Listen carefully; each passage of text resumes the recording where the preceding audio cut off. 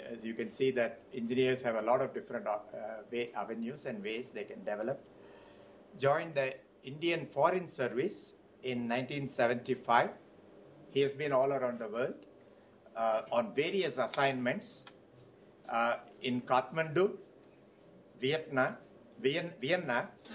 that is Vienna and Austria, both bilateral and with the UN there, Thimphu, New York, Thimphu is in Nepal.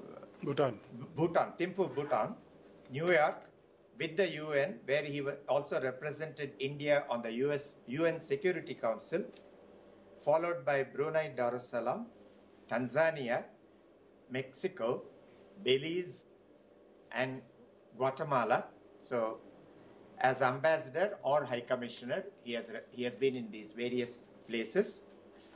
During his home assignments at MEA headquarters, he served at all various levels up to Special Secretary dealing with Nepal, Bhutan, West Asia and North Africa, Gulf, economic relations, developing partnership and policy planning and research. He was also Joint Secretary in Ministry of Commerce. He retired from the service in 2012. During his years of service, his work experience was diversified in geographical terms, as we saw, but with a greater focus on India's northern neighbors, commercial and economic relations, and multilateral interactions.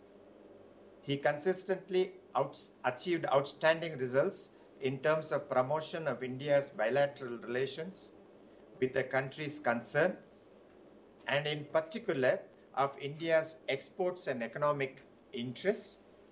At the UN, his period in New York, 1989 to 1992, coinciding with the end of the Cold War and the consequent global reconfiguration and India's membership of the UN Security Council, was of particular far-reaching significance.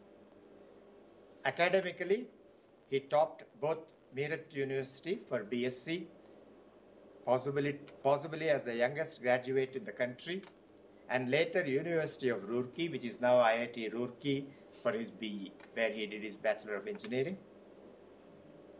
You can see that he has a varied experience, a wealth of experience, which we can tap on during this lecture. His diversified interests and hobbies span across social service, culture, history, nature, wildlife, birds, trees, reading, photography, golf, and bridge. So please join me in welcoming Ambassador Jain.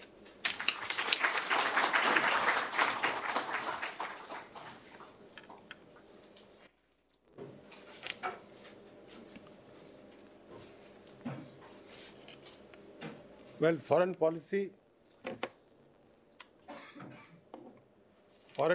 and diplomacy till the middle of the last century used to be shrouded in secrecy in most cases around the world. Now the pendulum has swung all the way to the other end, and most enlightened foreign ministries around the world today have what they call public diplomacy. So I come here as part of public diplomacy, in which governments try to inform and educate people and interested circles, academia, media, and everybody else, to the extent they are interested, about what we are doing in foreign policy and why. Dr. Ramesh, Dean Academic, Dr. Anirudh Chakravarti, distinguished faculty members, future engineering professionals and other students, I am honored and delighted to be here today among you all. My compliments to you for developing your IIT so rapidly and in such a beautiful campus. Yesterday, to witness your foundation day and to be a part of it was truly a privilege for me. Until a few weeks ago, I was unaware that the newest IIT had since been established here at Mandi. Then I discovered that it started its life at IIT Roorkee campus, which mentored it. This invoked in me a feeling of kinship with you, for I am an alumnus of the University of Roorkee, precursor to what lately became IIT Roorkee. Ministry of External Affairs Public Diplomacy Division invited me initially to visit here under its distinguished lecture series to speak on India's foreign policy.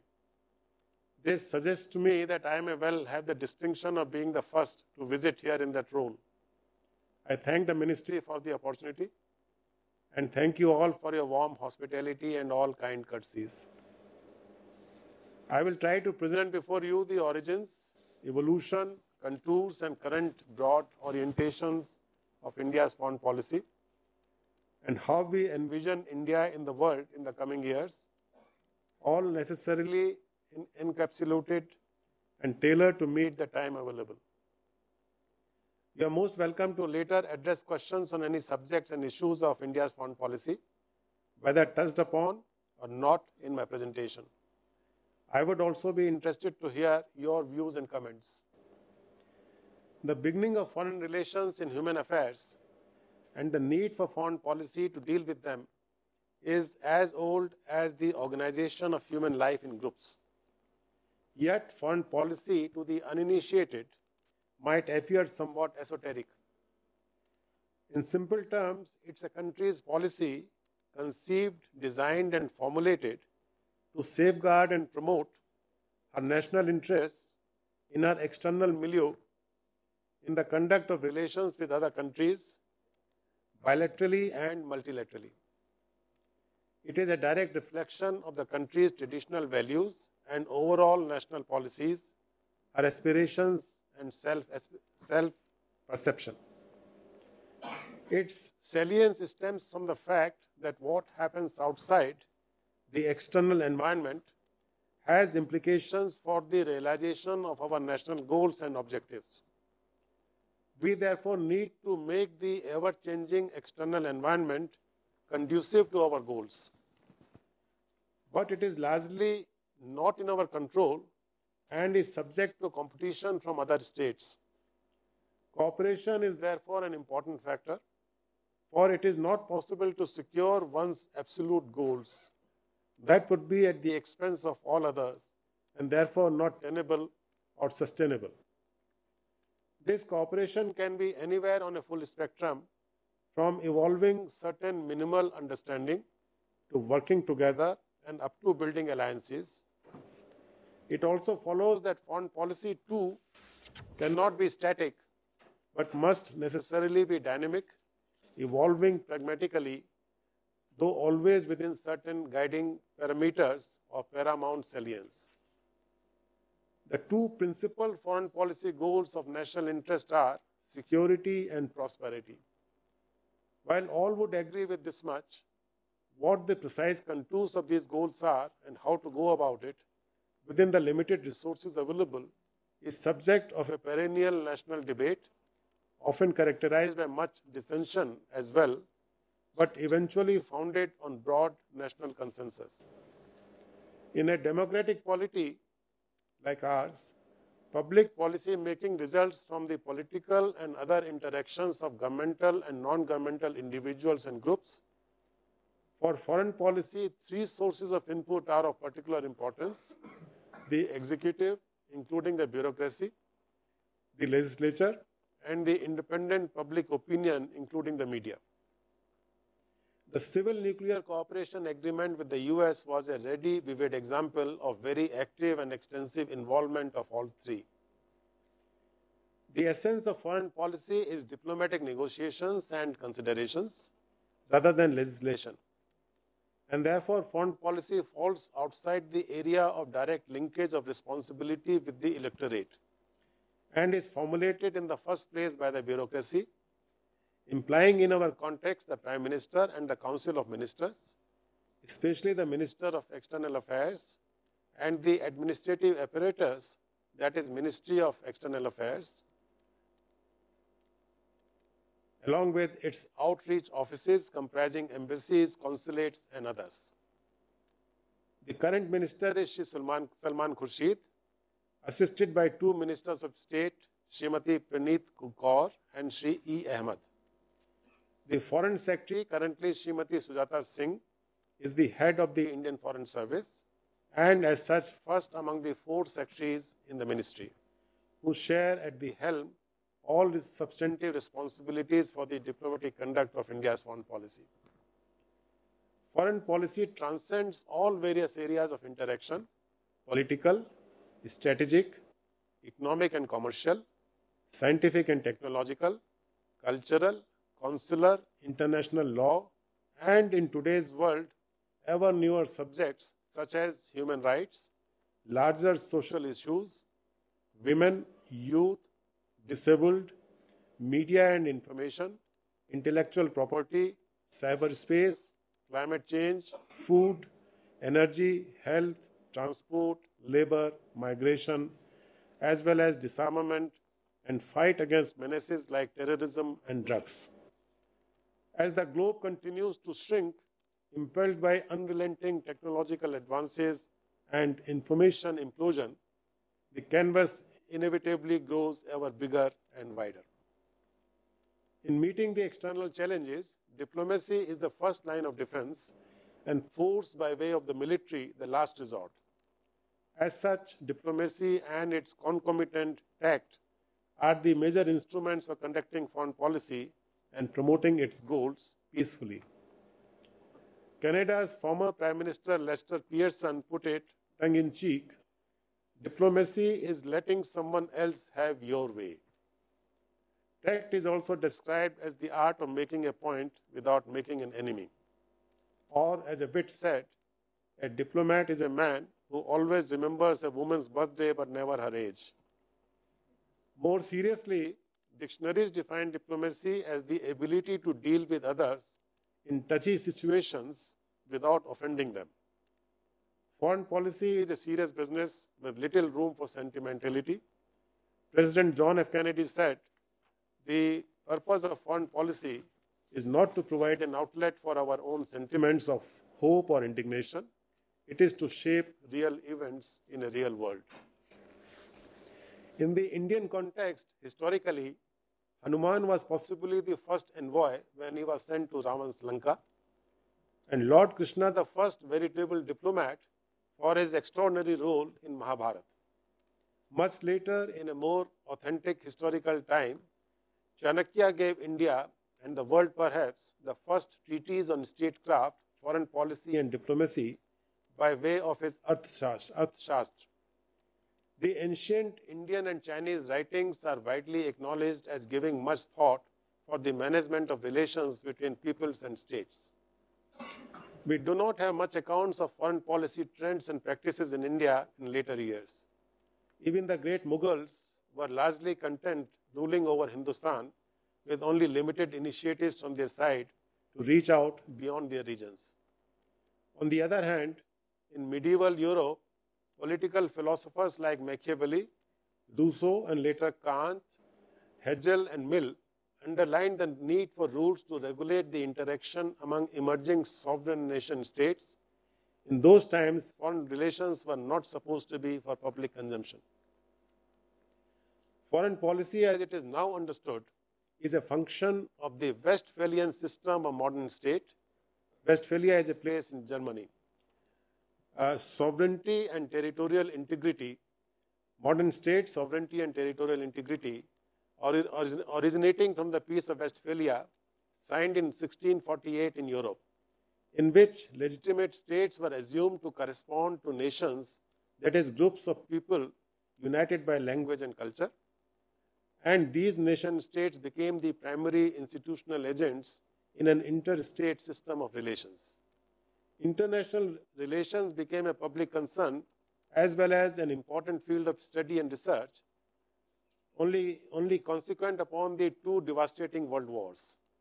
The wars revealed to everyone the importance of international relations, but foreign policy continued to remain under cover of secrecy. Meanwhile, as the Westphalian system was gaining wider currency globally, India was losing the attributes of sovereignty and her capacity for an independent foreign policy. During the colonial period, imperial British interests prevailed over Indian interests when the empire monopolized India's external and defense relations. So while the government of British India had a semi-autonomous foreign and political department from 1834 onward, its primary functions were to deal with the princely states and to handle commercial and mercantile interests in the immediate neighborhood of India and the Gulf.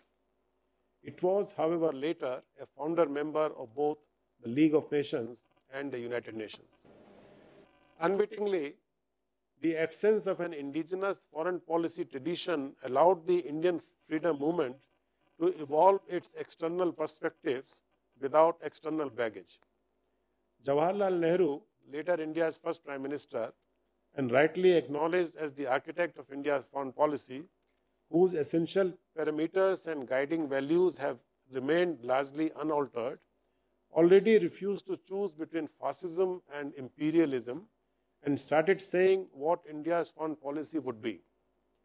From the late 1920s on, he formulated the Congress stance on international issues, and the Congress party established a small foreign department in 1925.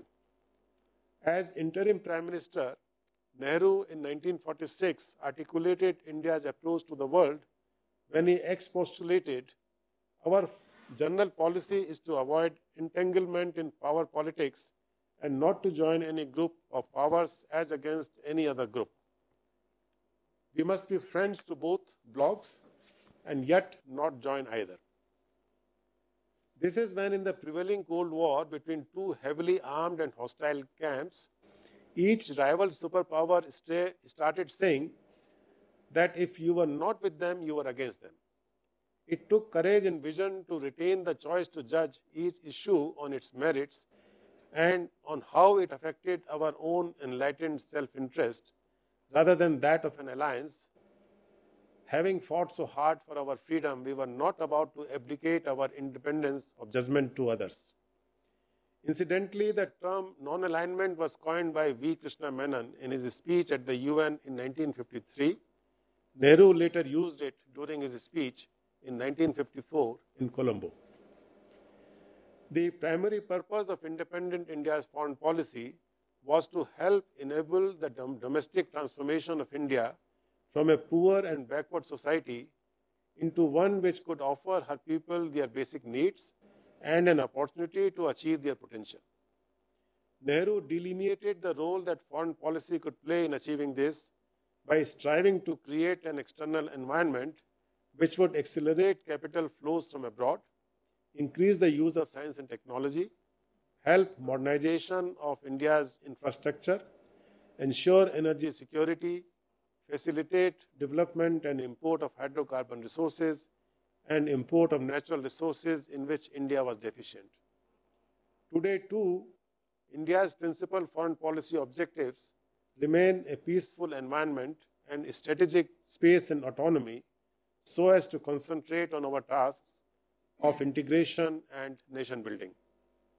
This necessitates good relations with major powers and economies and with the neighbors. Several factors, historical, civilizational, cultural, that are innate to our people's genius, as well as current relevant ones like economic, technological, and demographic, lie behind our foreign policy consensus in shaping it. The quintessential strands of our foreign policy: peaceful coexistence, non-interference, peaceful resolution of disputes, non-alignment, anti-colonialism, anti-racism, multilateralism, pluralism, general and complete disarmament, opposition to all forms of terrorism, extremism and fundamentalism, pro-development, wider global cooperation in general and South-South cooperation in particular, and so on, are moved in India's civilizational beliefs in peace, tolerance, and one world.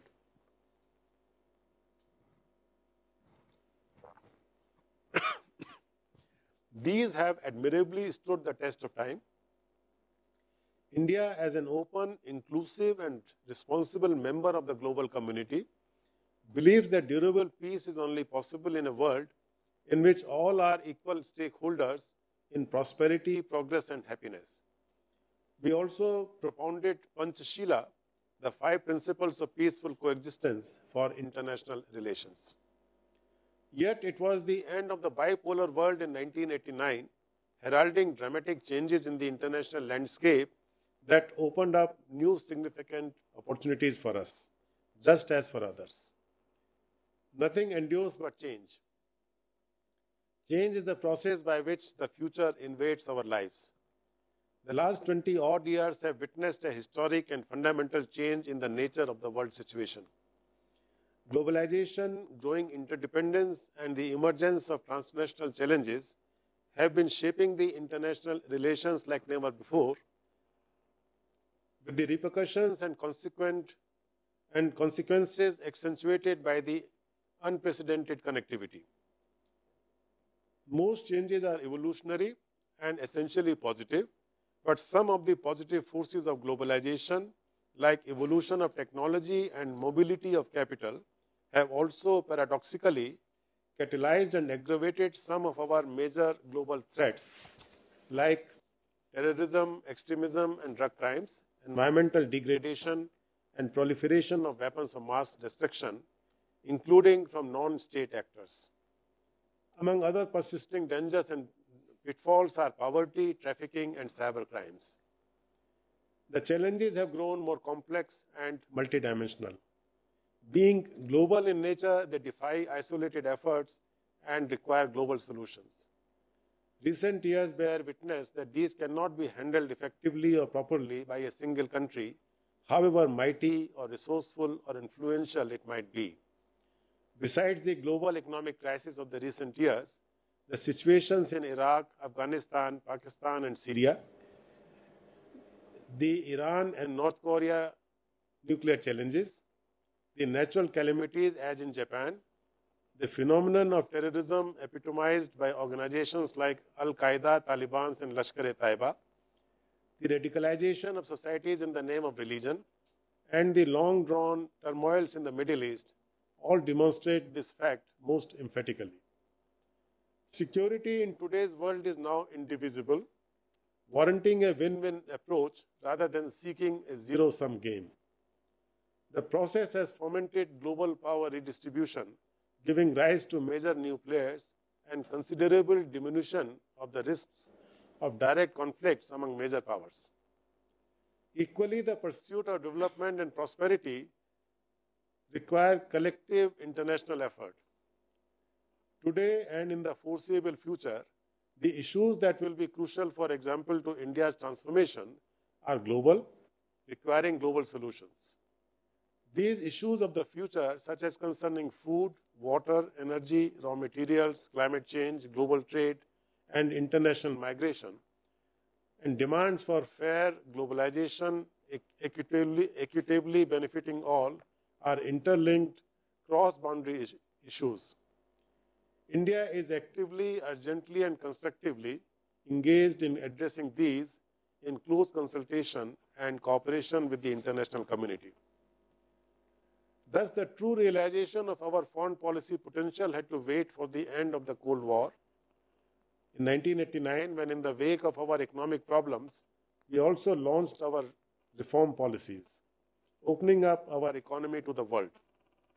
The demise of the bipolar world political system required India to reassess her foreign policy and adjust her foreign relations. The end of the Cold War had gutted the core meaning of non-alignment, and the disintegration of the Soviet Union removed much of India's international leverage. But the new circumstances were propitious for India to improve her relations with the United Nations, United States, West Europe, and Japan, among others. The strength of capital and trade flows was directly beneficial to emerging economies like India. This opened for us new opportunities by increasing our strategic space and our decision-making autonomy on issues of importance to us, and thereby to advance our imperative foreign policy objectives. We had arrived at a most favorable juncture in our quest to develop India, with a remarkable change in the scale of our ambitions and in our capacity to seek to achieve them. The ongoing UN reforms process on the global agenda with Indian initiative shows a clear greater willingness to give a place to India on the global high table. On trade and economic issues, Indian objections are no more overlooked easily. On climate change related issues, we have been able to build a broad support for our position. The developing countries follow our lead, and the developed countries seek our counsel and cooperation. In other words, India has emerged as a major voice in global decision making and management, and as a bridge and balancing power in the emerging global strategic architecture. In that sense, the spirit and purpose of the non-alignment, the solidarity of the developing countries of the South, and Nehru's inspiring vision are still alive and an integral continuing part of our agenda. Our foreign policy and diplomacy, to that extent, have yielded results in safeguarding and furthering our national interests. Our diplomats live up to the expectations and confidence reposed in them and are widely recognized as among the most capable globally. Our long-standing commitment to disarmament, non-proliferation, and international security is widely acknowledged. Time and again, we reached out swiftly to our neighbors and to others in distress, such as to Maldives in the 80s and after the Indian Ocean tsunami of 2004. India champions the interests of the countries of the South in forums like G8, G20, G24, UN, IMF and World Bank, WTO. India has demonstrated her ability to contribute to peace and security in the region and far beyond, as also conclusively that substantive social and economic progress is possible through true democratic governance. Today, India has formal diplomatic relations with most nations. Besides being the world's second most populous country, most populous democracy, and ninth largest economy by nominal rates, and fourth largest by purchasing power parity, and one of the fastest growing. Though India is not in any major military alliance, our relations with the major powers, including with the European Union, have acquired strategic depth and self-sustaining mutuality of interests. Our relations with the USA today, predicated as much on mutual benefit as on its global significance, are in a phase of unprecedented improvement. Leaders on both sides have described them as natural partners and a defining relationship of the century. Yet the challenges remain for better management of relations, given the different geostrategic and economic contexts and occasional differences of the perspectives. Simultaneously, India's foreign policy has conserved its very close strategic relationship with Russia, further extending our historical cooperation in defense, trade, information technology, diamonds, energy, including nuclear energy, and science and technology. Our common fight against terrorism is a particular element of strength in it. Normally, the neighbors ought to be regarded as natural cooperation partners, but the unrelenting logic of geography and the innate difficulties born of immediate proximity simultaneously often pose testing diplomatic challenges. Neighborhood is also where domestic and foreign policies become interwoven, oftentimes inextricably so, and warrant cautious sensitivity. The truism that one cannot choose one's neighbors is all the more true for India, given the geographical distinctiveness of the subcontinent and the shared ethnicities, cultural evolution, and historical experiences. In our neighborhood policy approach, India is a factor for stability and peace in our region, and our effort has been to construct an overarching vision for South Asia, formulating policies directed at developing friendly and cooperative relations with all our neighbors on the basis of sovereign equality and mutual respect, promoting interdependence with them, creating stakes in each other's stability, and developing cross-border infrastructure and other links and connectivity at all levels. We are cognizant of India's greater responsibility in this process as the largest country in the region and its strongest economy. Our high economic growth impacts the region, offering increased opportunities to our neighbors to benefit by partnering India. We continue to make unilateral gestures and extend economic and other concessions, as in the free markets that India has established with Sri Lanka, Nepal, and Bhutan.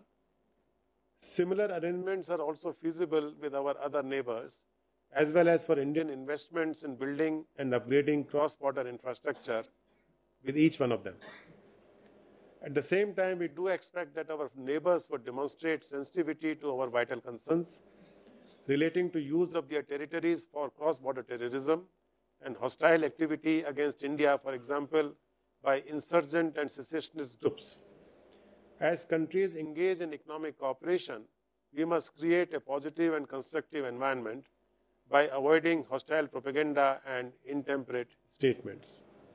Recent decades have witnessed particular significant advances in regard of these, and our diplomatic efforts to meet the challenges confronting us have been largely successful. For example, we succeeded in exposing Pakistan's nefarious designs, including sponsorship of terrorism, use of terrorism as an instrument of state policy, transnational crime, and clandestine proliferation of nuclear weapons, technology, materials, and missiles, and placed it all on the priority list of the global agenda. The Kargil war resulted in a major diplomatic victory for India, and several anti-India militant groups based in Pakistan were labeled as terrorist groups by the US and EU. This, even as we want to solve all outstanding differences with Pakistan amicably, and it is in that spirit that we hope to engage Pakistan.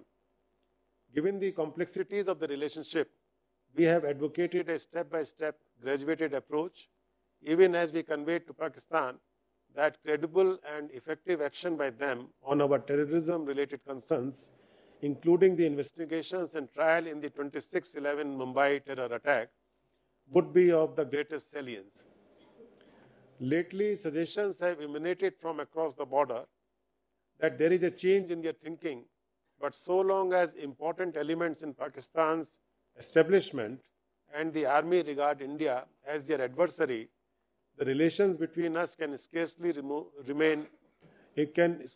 improve significantly. Yet we have to engage with Pakistan because only then we can eventually enlarge the rationally thinking constituency there. We have to believe that sooner or later, good sense will prevail in the ruling classes of Pakistan, that instead of being adversaries, our cooperation can become win-win, and that there are opportunities in working together to realize our common destiny. With China, problems remain, but new convergences, such as on climate change and world trade negotiations, are blunting their propensity to cause us discomfiture. Our efforts to find a solution to the border problem have not yielded the expected result, but we must continue to engage them in areas of differences and outstanding issues.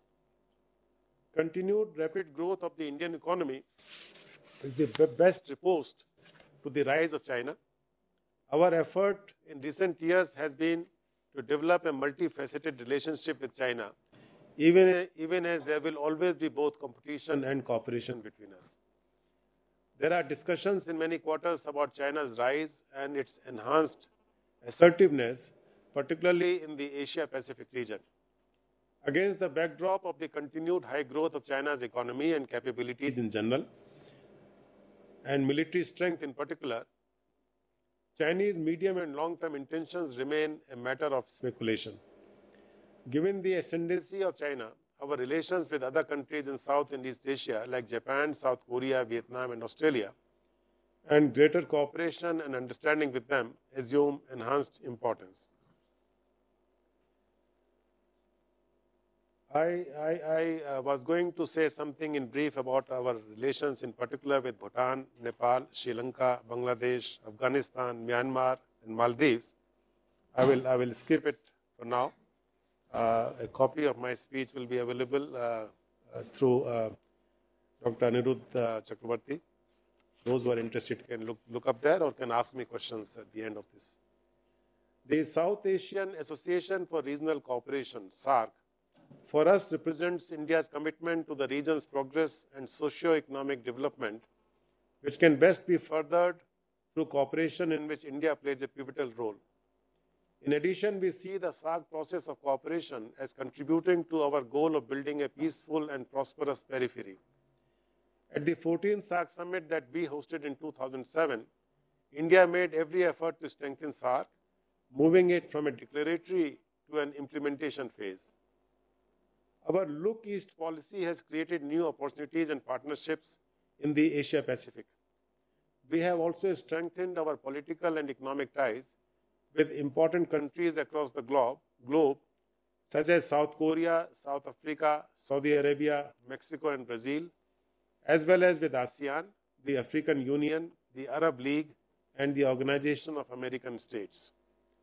In addition, new important bonds are being evolved and nourished, such as BRICS with Brazil, Russia, China, and South Africa, IPSA with Brazil and South Africa, RIC, the Trilateral Initiative with Russia and China, IPSA, the India-Africa Summit, and BIMSTEC, cooperation among Bangladesh, India, Myanmar, Sri Lanka, Thailand, Bhutan, and Nepal.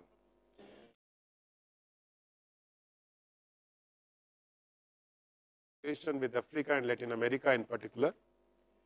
The strategic importance of the Indian Ocean, lifeline for our trade, has been increasing. We now chair the Indian Ocean Rim Association for Regional Cooperation. This cooperation, both in the economic context and to contain growing threats such as piracy, is growing well. Over the years, India's development cooperation and partnership have evolved from sporadic and ad hoc aid and technical cooperation to now as an important component of our foreign policy. These programs, providing Indian resources, expertise, and cooperation to other developing countries in a bid to help them develop faster, also win friends and generate goodwill for the country. Our partner countries appreciate that India's contribution emanates not from a state of affluence or surplus, is not driven by any ulterior motives, and is not tied with conditionalities. Ministry of External Affairs now has a full-fledged development partnership system and mechanism to coordinate and administer all such Indian cooperation, such as lines of credit and technical cooperation under India Technical and Economic Cooperation Program, by way of training, experts, study tours, projects, consultancy, disaster relief, and humanitarian assistance to some 160 countries around the world, all in a spirit of partnership, interdependence, and mutual benefit. Total Indian development cooperation currently measures up annually to well exceeding $1 billion.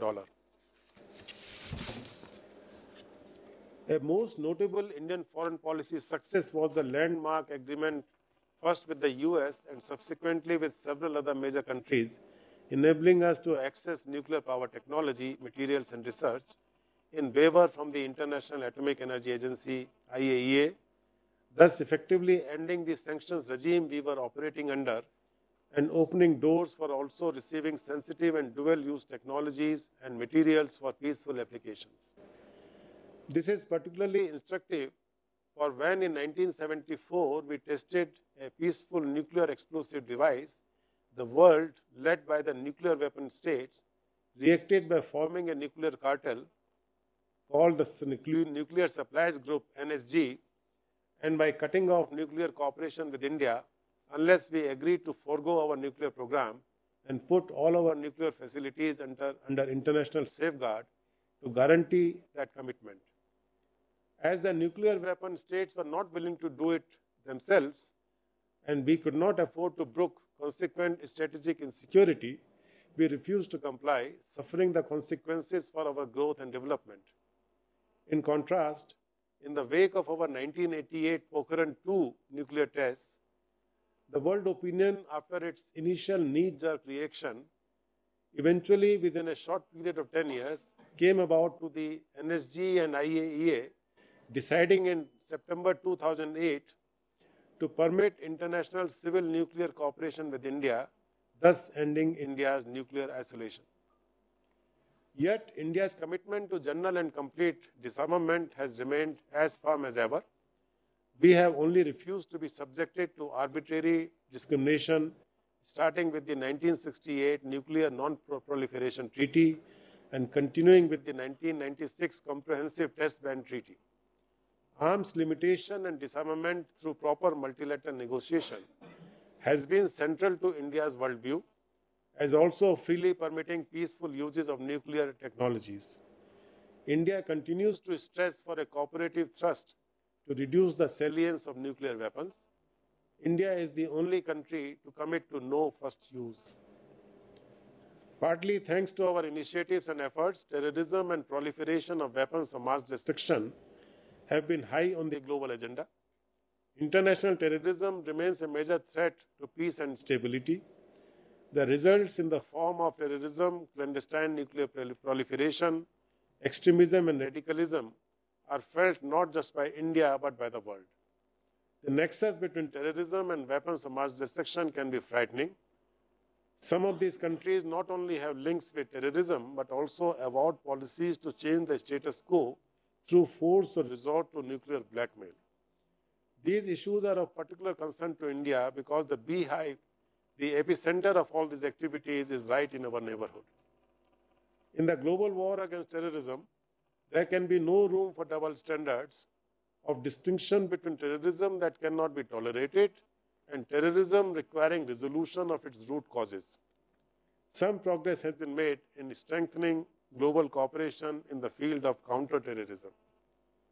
Meanwhile, as I mentioned before, the global governance has remained inadequate, ineffective, and not far-sighted and visionary enough, not keeping pace with the evolving contemporary realities. Although we love the idea of choice, we seek refuge in the familiar and the comfortable. Though we have a global economy of sorts, the global polity does not represent the hopes, fears, and aspirations of the majority of the world's people. In an increasingly connected and interdependent world, the management of the global diversity requires the application of principles of democracy, pluralism, inclusiveness, cooperation, and tolerance. India, a founding member of the UN even before our independence, has a steadfast commitment to the UN and its lofty objectives, all along playing a most active and constructive role in the UN system. India has been a regular and among the largest contributors to the UN peacekeeping operations in hotspots around the world. We firmly believe in the urgent need for the UN to be strengthened by greater transparency, equity, democratic representation in its decision-making, and for its most fundamental objectives to safeguard peace and security. The UN Security Council must be expanded in both permanent and non-permanent categories. India has offered herself for a new added permanent member on the basis of her indisputable credentials. This has already been publicly supported by a very large number of member countries of the UN, including USA, UK, France, and Russia, all permanent members, as well as Germany, Japan, and Brazil. In our new emerging world, there are several new significant processes propelling the world towards greater multilateralism and a pluralistic world order. Since the expansion of the UN Security Council is so difficult procedurally, the effect has been creation of a number of other processes or structures more in tune with the day's reality, accommodating new players who can contribute to solutions to tomorrow's problems. Just as the replacement of G8 by G20 is a historic event in recognition of the tectonic shifts in global economic power balance, its success should pave the way for a similar remodeling of the global political architecture akin to a political P20. While the major responsibility for the global warming and climate change phenomena caused by accumulation of greenhouse gases in the atmosphere lies with the advanced countries, its adverse effects are felt most severely by developing countries like India. Any concept of shared responsibility in this context must include ensuring their right to development. What we seek is equitable burden sharing, including access to clean technologies as global public goods by developing countries, and collaborative R&D and sharing of their results. As many as 30 million people of Indian origin, the Indian diaspora, live and work abroad. They constitute an important link with the mother country. They make creditable contributions to the countries they live in and also to India with their resources and remittances, the largest in the world, with their entrepreneurship and technological skills and goodwill. An important role of India's foreign policy has been to ensure their welfare and well-being within the framework of the laws of their host countries. They are an important aspect of the responsibility of our diplomatic missions. In times to come, India will be the largest contributor to the world's workforce, around 136 million people over the next 10 years. We already issue over 5 million passports annually. Indian investments and business are today creating or protecting a significant number of jobs in Europe and America. Ladies and gentlemen, let me bring my presentation to a prolonged pause. Mind it, I am not saying it is the conclusion. For as the wit observed, a conclusion is simply the place where someone got tired of thinking. One faces one's future with one's past. Life is the art of drawing sufficient conclusions from insufficient premises. There is unquestionable need to build a new consensus in wider international relations to deal with a variety of complex challenges. Multilateralism, democracy, and inclusive participation is the way to go about it. Tolerance, understanding, and acceptance, rather than conflict, have to be its hallmarks. India will always work to build an enabling order in our neighborhood, regionally and globally, based on equality and in accord with emerging realities. One of the hardest things to learn in life is which bridge to cross and which to burn. We have been reasonably successful in this. The rapid expansion and qualitative change in India's foreign policy perspectives that I have concisely mentioned are also a positive development for international peace and stability. As new transnational challenges emerge, India, with her unique blend of hard and soft power, would be an indispensable player in strengthening peace, stability, and prosperity in the region and indeed in the world. I do hope you would find some useful food for your own thinking in what I had to say. I extend to you all my best wishes for a happy and fruitful time here at IIT Mandi and great accomplishments in life. Thank you.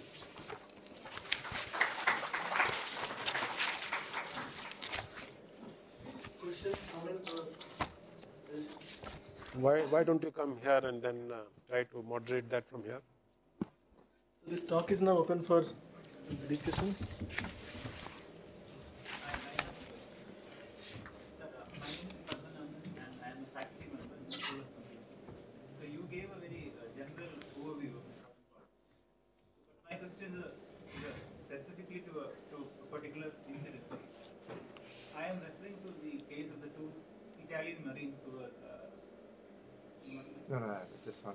It's all right. Do you have a mic so that we can record? And that question also. Yes. Maybe you can start at the beginning.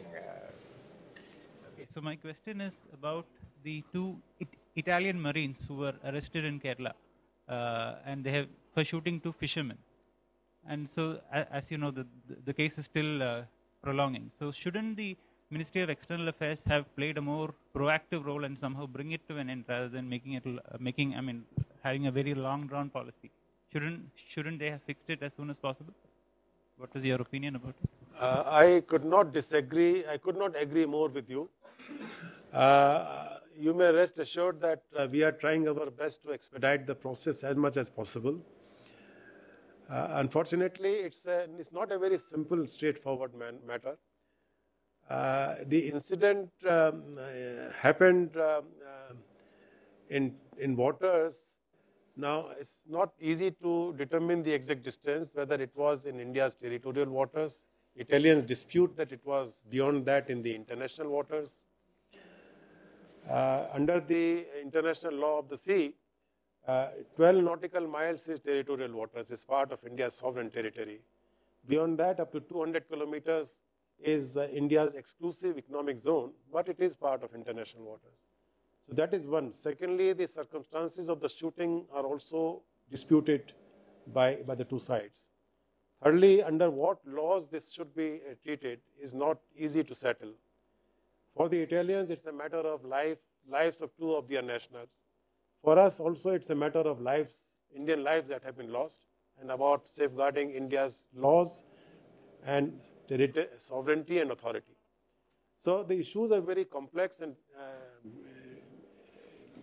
very interwoven. Italian expectation is that their people would be allowed to go scot-free back to their own country, whereas we find it necessary that they should be meted some punishment for what they had done. And that's why this process cannot be concluded easily. Italy, I mean the ambassador of Italy, I mean there was a newspaper report that the ambassador wanted to leave country and India did not allow it as it was a guarantee to ensure that Marines would come back to India when they went to Italy. So these kind of acts by a country, doesn't this hamper the ties between two nations? This issue has definitely muddied waters unwittingly between the two countries. What you are referring to is that the Italian ambassador had, on behalf of his government, given us assurance that we should allow the Marines to go back to Italy for a short period for the Christmas vacation time, and that they would come back. And then later on they said no, they would not come back. That means the Italian ambassador became responsible for the word that he had given on behalf of his government and not fulfilling it later. I have not read anything anywhere officially that we put an injunction on his going back to his country for any reasons. But certainly we had to insist that according to the assurance given by them, according to the promise given by them, that the Marines must come back to India and face a prosecution under our laws. And that is what happened in the end. And as you may have read in the papers, that at present the Italian ambassador has gone back, has been called back by Italian government for consultations, which is often a euphemism to convey a message of displeasure to the other government.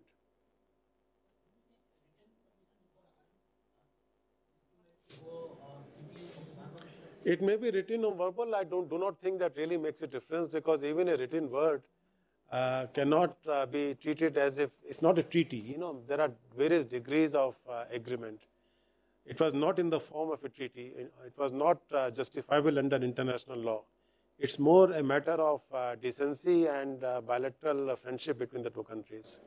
That we are being positive and we are being cooperative and we are willing to accept your word. When ambassador goes and says something, it is as good as written word. When I went and conveyed to the countries where I served, the verbal communication is accepted by all governments as equivalent to a written word. Ambassadors are not paid to lie for their countries, unlike what you people may have heard somewhere, that diplomats are those who lie for their country. That is not true. A good diplomat would never lie. But sir, I mean, there is no record. I mean, someone may say something different after some time. No, it's not a question. That's what I'm saying, that it was not a question of treaty or agreement between the two countries. The ambassador came and told the Ministry of External Affairs that their government want them to come back for Christmas vacations, and we accepted their word. Even if he had given it in writing, we would have equally accepted it. It was a matter of our policy of showing goodwill, that we regard India-Italy relations above this particular incident which has happened, which is unfortunate. We understand the difficulties being caused to both sides, but we do not want it to impair India-Italy relations. Because you are not, the government is going to the Supreme Court not to release them, but you are releasing these two managed to go to Italy and we never released them to go back to Italy. It was like a parole. Even all prisoners are allowed parole facility on occasions. The media has been reporting very dutifully about all the paroles given to Sanjay Dutt, the film actor. So it was more like a parole. But minded, these Italian Marines had not yet been convicted. The judicial process is still going on. And they did come back, as we expected them to come back. Yeah. So actually, my question is based on perspective of India instead of from foreign countries. So once we gained independence, we were inclined towards the USSR bloc a bit due to probable socialist tendencies during the Nehru era. Then recently we've been we also tried relations with China, but the China war, of course, threw that out of the window. Next, we were a little inclined towards the US maybe in the last 10 years, let's say. Now we are having a little inclination towards Japanese powers, things like that. So, I mean, this can also be treated as a good thing that we are not loyalists. We do what we think is right, or we can also be seen as fickle. So, which is it? Like, what do foreign countries see India as? I think I did say it on several occasions in my presentation that India cannot be inclined towards one country or the other at any given time. India at all times has to be inclined towards India. We are trying to safeguard and promote our own national interests. In the promotion of our national interests, we want to have good relations with all countries. I respect that option. It takes two to clap. The state of relationship with any other country would depend on to how far they are willing to respond. What is the extent of cooperation and understandings between the two countries? It also depends on convergence of interest at any given time. Look at the team. What was that? Agree with your opinion. We can have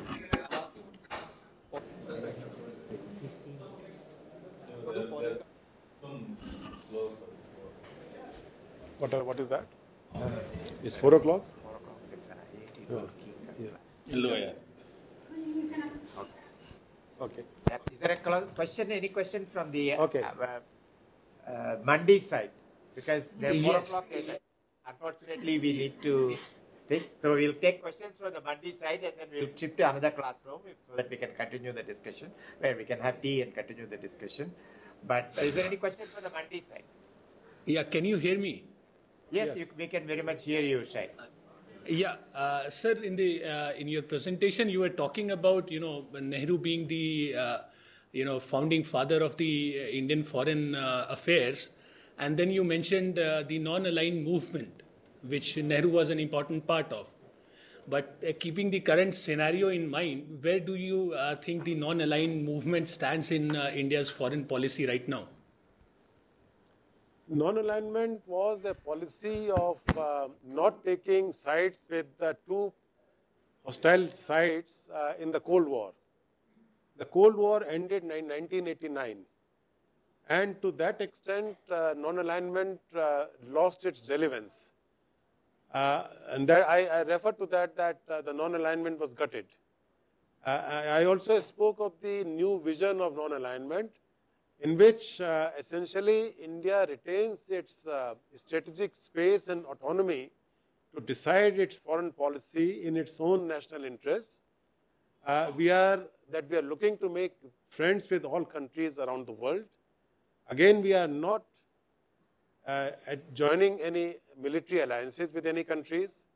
The essential principles and fundamentals of our policy have remained unchanged from the non-alignment.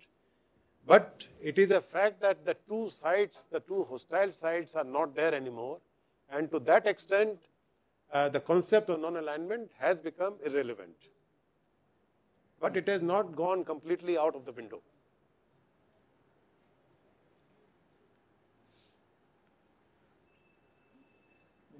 In today's world, it has to be looked upon in a somewhat different context.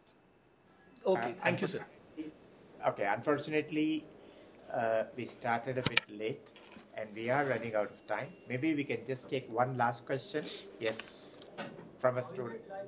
How is it for a bureaucrat to work, not especially for a finance ministry, but for all ministries? Because on one side you have a system to work, system to take care of, on the other side you may have a politician who may have different perceptions that may differ from your perception or the team perception. In working. How is it to work? Can you please repeat? I'm not sure if I understood your question. How is it for a bureaucrat to work? Because on one side you have a system to take care of, and on other side you have you may have a politician who may have different perception for a problem or for a situation. Yeah. So like political perception. So how is it for you guys to work? No, we all work together in tandem. It is not that the politician is pulling in one direction, the bureaucrat is pulling in another direction, and the system is demanding something else. We are all working at all times for national interests. So, but you are saying that the perspectives might be different. Yes, the perspectives might be different or divergent. I did mention in the beginning of my statement that it is after a debating process among all the stakeholders, in which I mentioned the legislature, which is representing the politicians, eventually the public of the people, the bureaucracy, and the media, the public opinion. All three of them interact, and it is through a process, well-established process, through a distillation process, that the foreign policy emerges, like all other public policies. So everything is taken into account, and then you have a policy, and if this policy is not wise, then it can always be challenged by any of the three players. Is there any evidence in which case? I also mentioned about the nuclear policy, and not the nuclear policy, but India's nuclear agreement with the US and other countries in 2008. In that, there was a very heated debate among all three, in the parliament also. In fact, it led to the no confidence motion by the opposition. So there were very different opinions. There was a very active and vehement process through which the final policy emerged. So that is a very ready example of what you are asking. That's it. Okay. Let me please join me in thanking our distinguished speaker, Ambassador Jain. It has been a very fruitful exchange of ideas and interest, and I can see that a lot of the students in particular and a lot of the faculty also are very interested in pursuing this area. We can continue the discussion when we have the tea outside. There is a tea outside. Please, I welcome you all to join for that. Please join me in thanking Ambassador Jain for coming. Thank you.